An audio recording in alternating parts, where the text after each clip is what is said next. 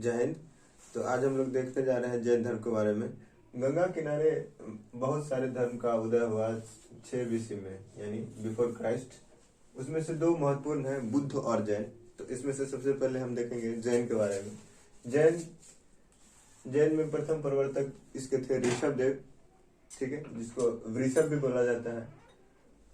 ऋषभ देव अरिस्टोनॉमी का जो है उल्लेख ऋग्वेद में भी मिलता है, ठीक है। ऋग्वेद में यही दोनों प्रवर्तक का उल्लेख मिलता है। ऋषभ देव पहला थे और अरिस्टोनॉमी आपका 22 हो गया, यानी 22वां प्रवर्तक कौन है? अरिस्टोनॉमी, ठीक है। उसके बाद जो है, वैसे तो 24 तीर्थकर हुए हैं या प्रवर्तक हुए हैं, लेकिन जो इसमें सबसे ज्यादा महत्वपूर्ण है वो है महावीर जी, क्योंकि ये जो है महावीर देव जी जो है यही इस धर्म के क्या कहते हैं, जो आधुनिक संस्थापक माने जाते हैं। तो देखते हैं आगे। तीर्थकर का क्या मतलब होता है? तीर्थकर का मतलब होता है जो अन्य व्यक्तियों को मार्ग दिखाया, ठीक है, जो अन्य व्यक्तियों को मार्ग दिखाया, जैसे कि वही तीर्थकर कहलाते हैं, जो अपने अपने धर्म में होते हैं सारे, ठीक है। तो जैन धर्म में तीर्थकर का मतलब होता है जो दूसरे व्यक्तियों को मार्ग दिखाए। उसमें से सबसे महत्वपूर्ण है महावीर, क्योंकि इसे आधुनिक निर्माता भी बोला जाता है, ठीक है। तो ये 24वें तीर्थकर हुए, ठीक है। इसका जन्म 540 BC कुंडल ग्राम में हुआ था, ठीक। अब इसको कैसे याद रखिएगा, कुंडल ग्राम। महावीर नॉर्मली आप देखते होंगे, महावीर मतलब बजरंगबली माना जाता है, वैसे वो कुंडल पहनते रहते हैं, तो इसीलिए आप उसको इससे रिलेट करके इसको याद कर पाएंगे।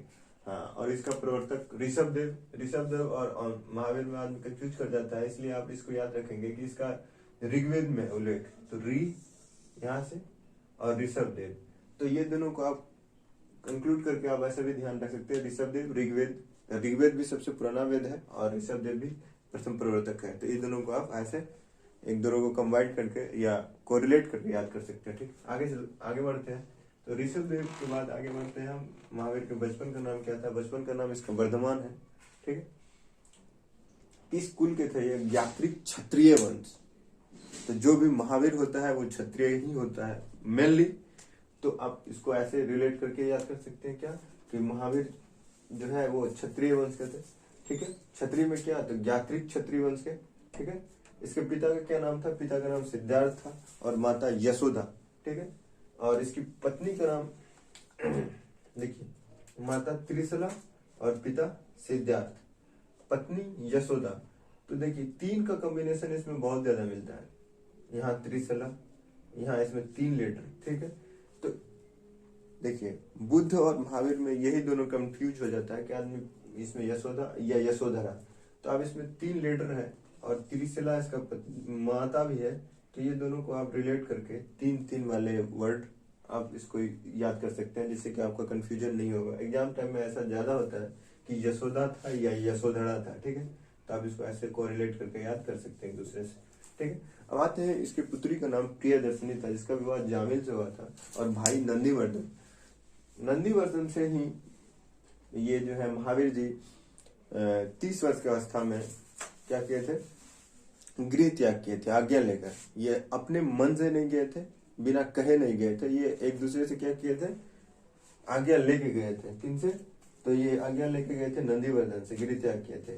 12 वर्ष की कठोर तपस्या के बाद इसको क्या मिला? ज्ञान की प्राप्ति मिला। कहाँ मिला? ऋजुपालिका नदी के नीचे, ठीक है, तट पर, और साल वृक्ष के नीचे इसको ज्ञान की प्राप्ति हुआ। जब ज्ञान की प्राप्ति हुआ इनको, तो इसको जिन या विजेता बोला जाता है, बोला गया। जैसे कि हम पहले ही बताए, जिन मतलब क्या होता है? विजेता।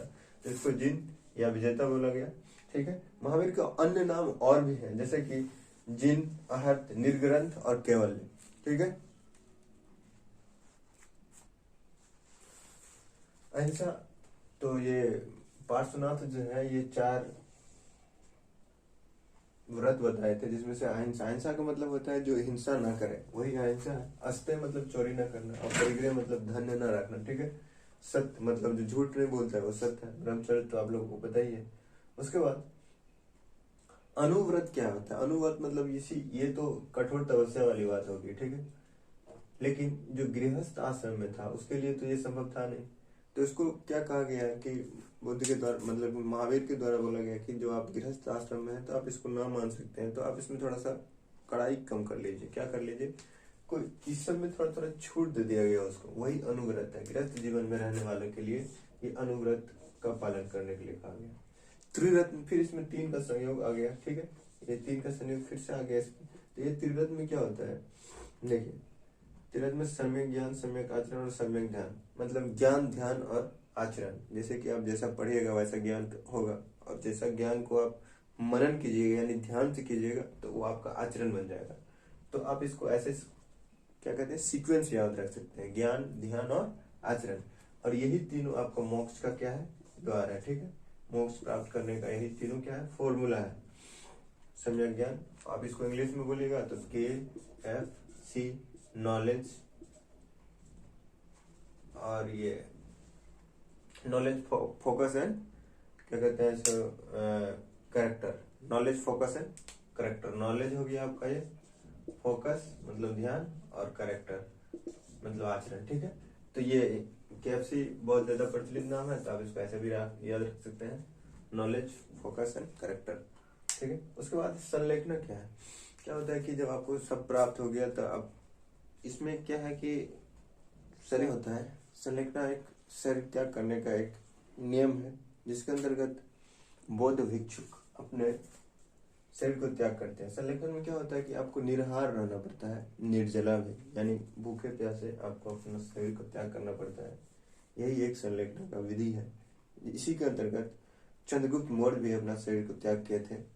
चंद्रगुप्त मौर्य जो कि मगध के महान सम्राट में से एक थे, ठीक है, तो वो थे, तो जिसका जो है गुरु चाणक्य, तो आप लोग जानते ही होंगे, ठीक है।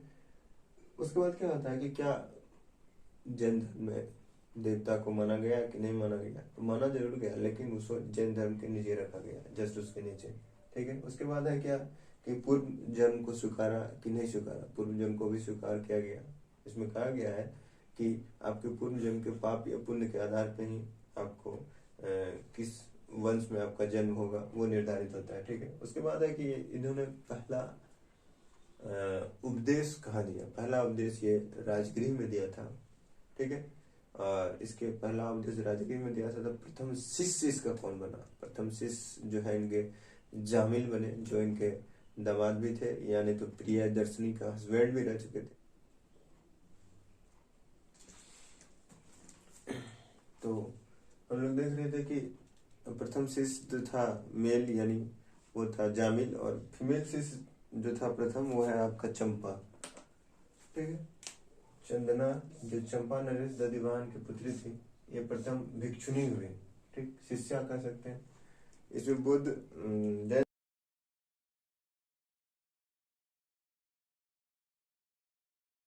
भाषा का प्रयोग करते थे। महावीर वैसे भी प्रकृति में रहने वाला चीज ही है, यहाँ भी देख लो, ठीक है। पावापुरी में जैन धर्म का संघ का स्थापना हुआ था, और इसके प्रथम सुधर्मा जो है इसके अध्यक्ष बने। पावापुरी में इसका स्थापना हुआ और इसके प्रथम अध्यक्ष जो है वो सुधर्मा को बनाया गया। चेटक, अब इसमें है कि कौन कौन से शासक जैन धर्म को मानते थे, तो हम लोग तो पहले देख ही चुके हैं। चंद्रगुप्त मौर्य जो है वो संलेखना विधि से अपना प्राण को शरीर त्याग के, तो वो तो इसको मान रहे थे, तभी तो इसको माने, चंद्रगुप्त मौर्य हो ही गया। चेटक शासक मानते ही थे। ये अमेघवंश राष्ट्रकूट के, ठीक है, और एक खारवेल कलिंग के। तो देखिए अशोक बुद्ध को मानते थे, ठीक, और उन्होंने कलिंग में लड़ाई किया था, तो एक बुद्ध का एक जैन का, अगर दोनों एक ही होता तो शायद लड़ाई नहीं होता। इसीलिए आप इसको ऐसे याद रखें, खारवेल नरेश कलिंग का जो खारवेल नरेश है वो जो है किसको मानते थे, तो ये मानते थे आपको जैन का। उसके बाद है चंड फ्रोध, ये अवंती के नरेश थे, और दधिवाहन चंपा नरेश, ठीक है। देखिए इसमें हुआ क्या ना, इसके बाद ये सही चल रहा था, लेकिन क्या हुआ कि एक अकाल पड़ गया, काफी दिनों तक रहा, यानी 12 वर्षों तक का अकाल पड़ा। और इन वर्षों में इनके जो प्रमुख 2 शिष्य थे, एक भद्रबाहु और दूसरा स्थूलवध। भद्रबाहु बोला कि अकाल कब तक रहेगा कि नहीं रहेगा, इसलिए ये चले गए कर्नाटक। मगध में जब अकाल पड़ा तो ये चले गए कर्नाटक। लेकिन स्थूलवध बोला कि जब यहाँ घर ही है तो यहाँ घर छोड़ के जाया नहीं जा सकता है, तो वो मगध ही में रह गया। लेकिन जब अकाल जैसा ही खत्म हुआ तो वो दोनों आपस में मिले, लेकिन कुछ मतभेद हो गया दोनों को। तो मतभेद हुआ तो बोला कि मतभेद जो हुआ तो एक पैसा तो हम लोग बनाते हैं, मिल बैठ के देखते हैं क्या हुआ, क्या हो रहा है। ये बोला आपका